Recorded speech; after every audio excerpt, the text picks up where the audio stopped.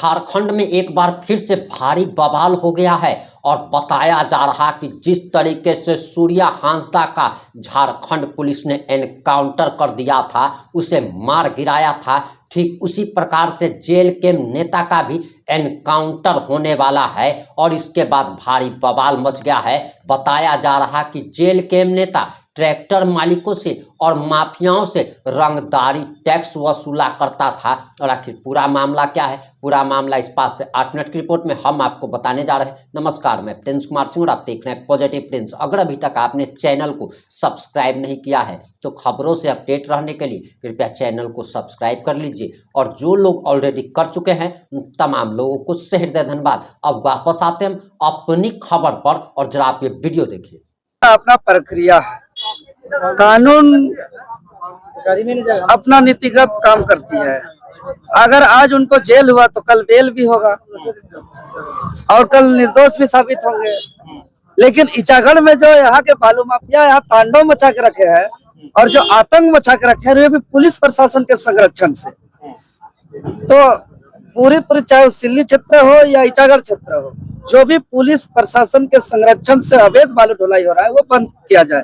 क्योंकि सिंडिकेट बना हुआ है, एक सिंडिकेट है जो ये सब अवैध काम चला रहा है। वो सिंडिकेट थाना प्रभारी से लेकर के प्रशासन महकमा में पूरा ऊपर तक से लेकर सब थाना तक लोग मैनेज करने का काम करता है। ये सिंडिकेट को पकड़ना होगा और ये सिंडिकेट को अपना हिसाब किताब लगाना होगा। और इसके लिए हम लोग थाना प्रभारी को हम लोग बात करते हैं कि वो सिंडिकेट जो चल रहा है वो थाना प्रभारी के संरक्षण से चल रहा है।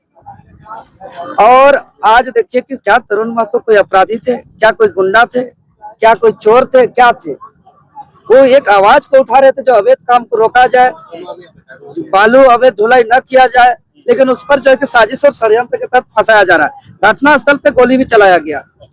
तो अच्छा, आप कभी तरुण महतो से मिले तो क्या स्थिति देख पाए? क्या उनके साथ कोई टॉर्चर भी किया गया है, क्या मारपीट भी देखिए टॉर्चर किया गया है और अभी इनका मेडिकल होगा, मेडिकल से सारा चीज पुष्टि होगा। हम लोग पूरा मेडिकल की मांग किए हैं कि इसका जांच किया जाए हम लोग की निगरानी पर, पूरा उनका एक्सरे किया जाए, MRI किया जाए, पूरा डॉक्टरी रिपोर्ट निकाला जाए। अगर पुलिस प्रशासन किसी भी प्रकार का मारपीट की है तो थाना प्रभारी पर निलंबित हो। और यहाँ जब कोई कार्यरत मुंशी और थाना प्रभारी कौन है, सालों साल से बैठे हुए हैं, यहाँ जमे हुए हैं, यहाँ पसंदीदा बन गए हैं, तो इस पर कार्रवाई का हम लोग मांग किए हैं और ये सब सिंडिकेट बंद किया जाए। अगर बालू अवैध ढुलाई अगर बंद नहीं होगा तो हम लोग अब यहाँ आंदोलन का ऐलान किया है और अब आंदोलन चलेगा।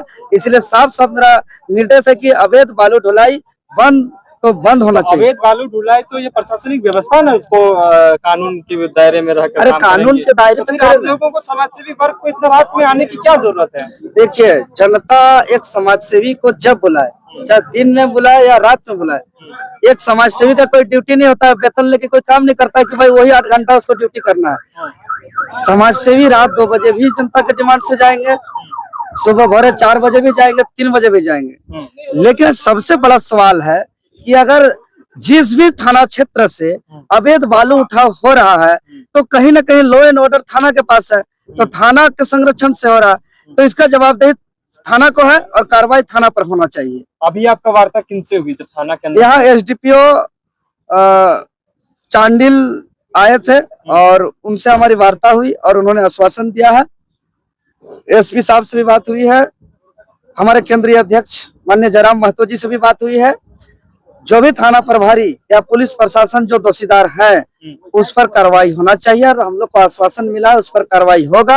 और हम लोग मांग किए हैं कि एक भी अवैध काम नहीं चलना चाहिए, अवैध काम पूरी तरह बंद होना चाहिए, तो बंद होना चाहिए। अब एक भी अवैध काम अगर चला तो सीधे तौर पर हम लोग उल्लंघन करेंगे और थाना को हम लोग घेरने का काम करेंगे। थाना को हम लोग घेरेंगे, थाना को हम लोग जवाब मांगेंगे कि कैसे हाईवा जो है कि इचागढ़ से सिल्ली से कैसे जो है कि आपका जमशेदपुर या रांची तक दरबार सज रहा है, कैसे जो है कि इतना अवैध तरीके से ढुलाई हो रहा है। अरे कोई गरीब आदमी है, उसका ट्रैक्टर का इंस्टॉलमेंट नहीं भर पा रहा है, उस पर तुरंत कार्रवाई करते हैं। कानून होता है। और थाना को क्या ढाबा है कि कोई भी आदमी आ जा रहा है थाना में? सोचिए रात में आदमी माफिया लोग आ रहे हैं और माफिया लोग घुस जा रहे हैं, तो क्या कोई खाने आ जाता है? ढाबा है क्या?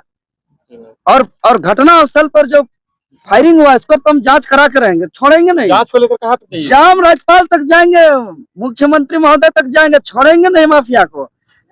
गोली चलाएगा कोई, रौब दिखाएगा कोई, डराने का भय दिखाने का कोशिश करेगा कोई भी माफिया नहीं बचेगा। जो माफिया सोचते हैं ना कि 8,000 वसूली करके हम दे देते हैं तो हमको कोई कुछ नहीं करेगा। खबरदार माफिया, जो भी गोली चलाया है उसको छोड़ेंगे नहीं, उस पर कार्रवाई होगा। गोली चलाने का इजाजत किसी को नहीं है, गोली चला देगा कोई। पूरा गोली जो चला है घटना स्थल पर, गोली किसने चलाया, कौन कौन चलाया, किसके आदेश पर चलाया गया, इस पर हम लोग जांच का मांग किया स्वतंत्र एजेंसी से, और इसको लेकर के हम राज्यपाल तक जाएंगे। अच्छा, विपक्ष के लोग ये कह रहे हैं कि आप लोग रात में उगाही करने के लिए जाते हैं, इसलिए आप लोग के साथ इस तरह से घटनाएं हो रही है, तो इस चीजों को आप किस तरह से देख रहे हैं? उन लोगों बिल्कुल निराधार है, इस पर कोई सच्चाई नहीं है, कोई सत्यता नहीं है। ये बताए ना विपक्ष, इसका मतलब विपक्ष अवैध बालू चलवा रहा है क्या? अवैध बालू चलाओ को अगर कोई रोकने गया है और उसको आप रंगदारी का बात करते हैं, आप उसको कमीशन का बात करते हैं, तो उसको ये बयान देना चाहिए कि हम अवैध काम चलवा रहे हैं, उसको ऐसे बयान देना चाहिए उसको। इसीलिए ये सब लिपापोती बात है, वो सब निराधार बात है। विपक्ष साजिश और षड्यंत्र है। जेएलकेएम झारखंड लोकतांत्रिक क्रांतिकारी मोर्चा गलत के खिलाफ है, करप्शन के खिलाफ है, भ्रष्टाचार के खिलाफ है। यहाँ के स्थानीय लोगों के हक अधिकार के लिए हमेशा संघर्ष करते आया है। आपको इतना बता दें, ऐसा बालू माफिया का इतना मन बढ़ गया है, आपको हम बता दे रहे हैं, रोड इतना जर्जर हो गया है कि वहाँ जहाँ पे छोटी गाड़ी चलना चाहिए वहाँ बड़ी बड़ी हाईवा चलाया जा रहा है। वहाँ चलने का रोड स्थिति नहीं है। ग्रामीण का हालत खराब हो रहा है, कोई स्कूल नहीं पहुंच पा रहा है, कोई हॉस्पिटल नहीं पहुंच पा रहा है। और उसको थाना प्रशासन को अगर कहीं बात रखा जा रहा है तो कोई इस पर एक्शन में नहीं आ रहा है, कोई इस बात को सुनने वाला नहीं है। तो थाना प्रभारी यहाँ पे और प्रशासन का मिली भगत है, और यहाँ पूरा का पूरा दोषीदार थाना प्रभारी है। और थाना प्रभारी अगर इस पर कार्रवाई नहीं करते हैं, चाहे कोई भी थाना प्रभारी हो, उस पर कार्रवाई होगा। तरुण महतो एक सम्मानित व्यक्ति थे, उन्हें 43,000 मत मिला था इस विधानसभा से। उसके साथ अगर इस तरह से घटनाएं हो रही हैं तो जेएलकेएम के नेता कितना अपने आप को सेफ फील करे? जनता की सेवा करने जाते हैं तो पिटा पुटुका आ जाते हैं। जी, यही तो जनता को देखना है कि तरुण महतो एक साधारण व्यक्ति नहीं थे, एक सम्मानित व्यक्ति थे। इचागढ़ के आम आवाम का एक तरीके से मसीहा थे, और उस पर इस तरीके से बर्बरतापूर्ण लाठीचार्ज करना यह पुलिस प्रशासन का गुंडागर्दी का मंशा को दर्शाता है। और आज पूरा भयभीत है इचागढ़ क्षेत्र के लोग, और एक पुलिस प्रशासन पर जो भरोसा होना चाहिए, जो न्याय को लेकर के जो विश्वास होना चाहिए कि भाई पुलिस प्रशासन है तो हम सुरक्षित है, भय मुक्त है, हम लीडर है, ये विश्वास आम आवाम का पुलिस से खोता जा रहा है। तो इसीलिए हम यही कहेंगे, थाना प्रभारी पर सस्पेंड होना चाहिए। चलिए, पर प्रभारी आते जाते रहेंगे, बदलते रहेंगे, थाना चलता रहेगा, लेकिन जो गैर कानूनी काम करेंगे उस पर बर्दाश्त नहीं किया जाएगा, चाहे कोई भी रहे। उस पर एकदम कार्रवाई होना चाहिए, और इस पर बिल्कुल कार्रवाई होगा। थाना को कच्चा का डब्बा, उठाव का अड्डा, भ्रष्टाचार का अड्डा, कचरा का डब्बा थाना को न बनाया जाए। थाना को माफिया न चलाए। थाना कानून से चलता है, थाना संविधान से चलता है। हम लोग संविधान पढ़े हैं, हम लोग कानून जानते हैं, हम लोग मास्टर डिग्री किए हैं, हम लोग पीएचडी किए हैं। आज बताइए कि कोई थाना कैसे चलाया जाता है, हम लोग जानते हैं। लेकिन ये लोग थाना में 3 बजे 4 बजे यहाँ बालू माफिया का क्या काम है, यहाँ आता जाता है। एक बालू माफिया थाना के सामने फायरिंग कर रहा है जी। हमको तो ये भी सूचना आया है कि वहाँ पे घटना स्थल पर कोई बालू माफिया वहाँ फायरिंग कर रहे हैं। सोचिए, बालू माफिया फायरिंग पे उतर जा रहे हैं, मतलब इस पर जांच होना चाहिए।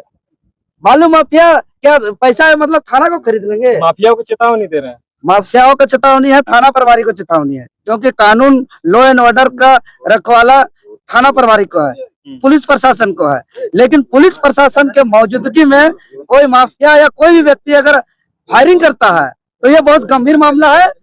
इस पर हम कार्रवाई करा के रहेंगे, इस पर हम जांच करा के रहेंगे। हमको जहां तक जाना पड़ेगा हम इसको जाएंगे, हम राज्यपाल तक जाएंगे, हम माननीय मुख्यमंत्री जी तक जाएंगे, हम डीजीपी तक जाएंगे, हम हर जगह जाएंगे। ये लोग कितना को खरीद सकता है हम देखते हैं, लेकिन पूरी तरह गैर कानूनी तरीके से बालू उठाओ बंद तो बंद होना चाहिए। और ज्यादा करेगा। तरुण महतो को जेल भेज करके डरा देंगे सोचा जा रहा है, तो ये गलत है। आप जितना ग्रामीण जेल जाने के लिए तैयार है, आप जेल ले जाइए, आपका जेल को भी हम लोग देखेंगे। अब आपकी क्या प्रतिक्रिया है? अपनी प्रतिक्रिया जरूर दीजिएगा। जुड़े रहे हमारे साथ। जय हिंद, जय भारत।